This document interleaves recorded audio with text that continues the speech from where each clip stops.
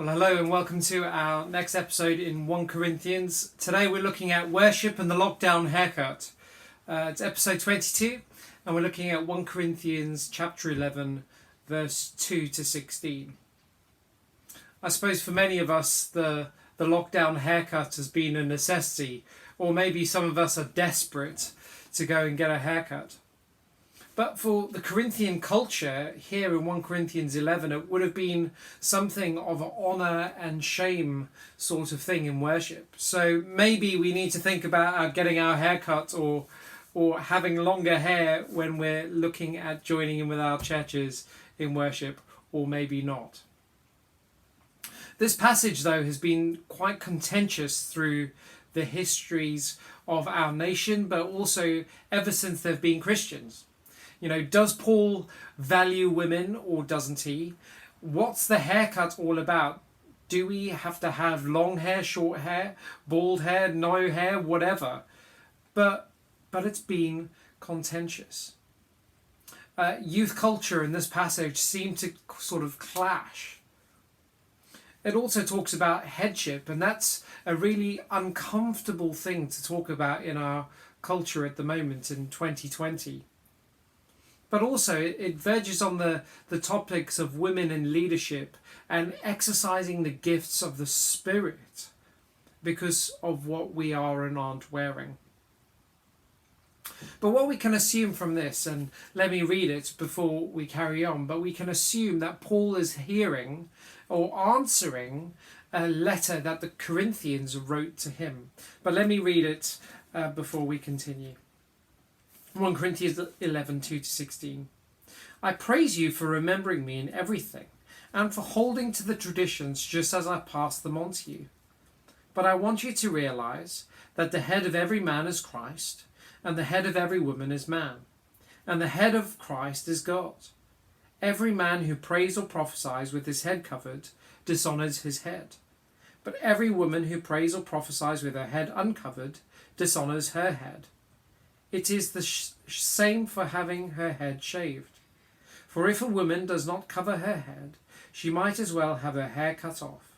But if it is a disgrace for a woman to have her hair cut off, or her head shaved, then she should cover her head. A man ought not to cover his head, since he is the image and the glory of God, but woman is the glory of man. For man did not come from woman, but woman from man. Neither was man created for woman, but woman for man. It is for this reason that a woman ought to have authority over her own head, because of the angels. Nevertheless, in the Lord, women is not dependent on man, nor is man independent of woman. For as women came from man, so also man is born of woman. But everything comes from God. Judge for yourselves. Is it proper for a woman to pray to God with her head uncovered? Does not the very nature of things teach you that if a man has long hair, it is a disgrace to him, but that if a woman has long hair, it's her glory? For long hair is given to her as a covering. If anyone wants to be contentious about this, we have no other practice, nor do the churches of God. Well, as you can probably tell from that, it's quite a contentious issue. But we need to remember that this is a specific Corinthian cultural problem. And Paul's already sort of alluding to the questions that maybe the Corinthian church were asking.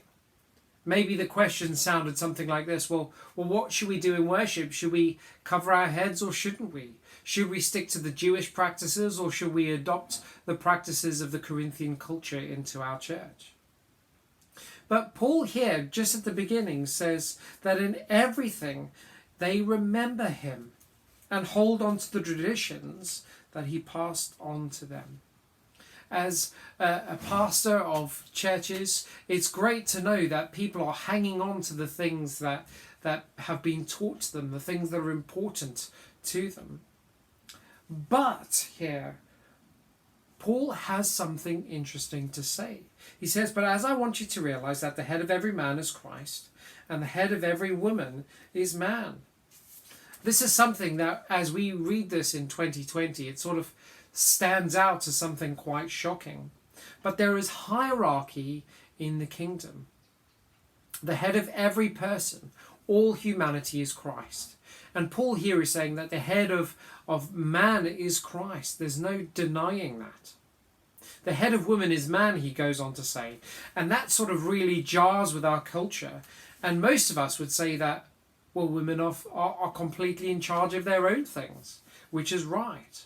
But of course we need to remember that this is a hierarchical, male-dominated society. And this is probably talking about marriage households.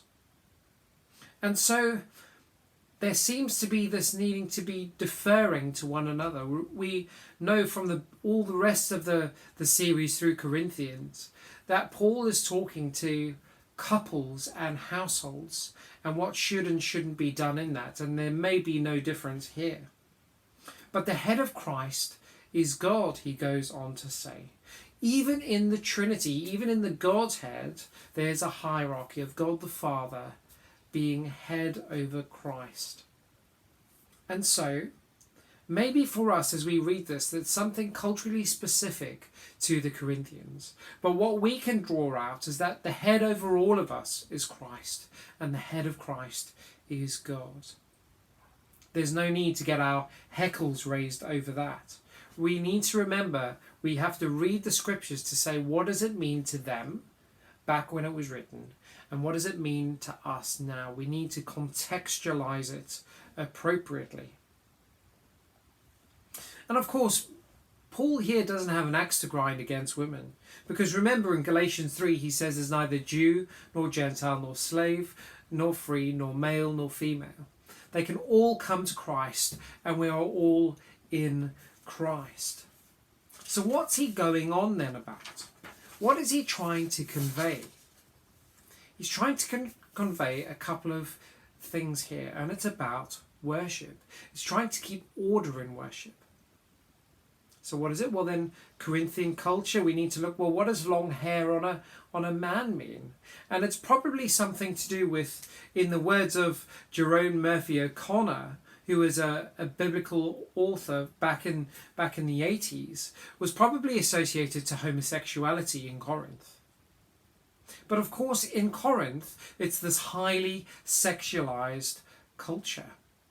And probably women shaving their hair off is probably associated with the temple prostitution. So no wonder Paul's saying, come on guys, we need to be culturally aware here. Men don't have long hair. Women don't shave your hair off. Because it's all about piety in worship. It's about making sure that we honour God and not just the things we like to do or want to do.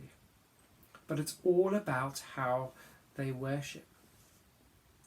It goes on to talk about in verse 10 about the angels. For man did not come from woman, but woman from man, verse 8. Neither was man created for woman, but woman for man.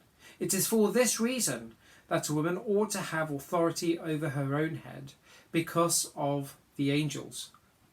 Now this is something that biblical commentators really scratch their heads about. And it's really difficult to work out. And it's something that's sort of been lost. So Paul might be referring back to the angels in the beginning of the letter to the Corinthians. Or it might just be that the method of conveying the prophecy might have been through the angels or through the Spirit, but we're not really sure what that means. But Paul is wanting order in worship here. That's what he's talking about. He even says, judge for yourselves. Is it proper for a woman to pray to God with her head uncovered? Does not the very nature of things teach you that if a man has long hair, it's a disgrace to him? But if a woman has long hair, it's her glory. Things have moved on since probably 3rd century Corinth. Here in 2020 in the UK, men have long hair, women have short hair.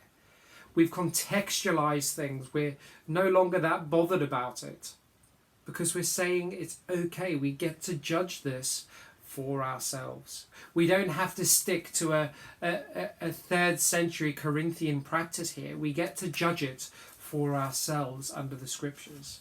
So does it matter if someone wears a cap in church? No, probably not.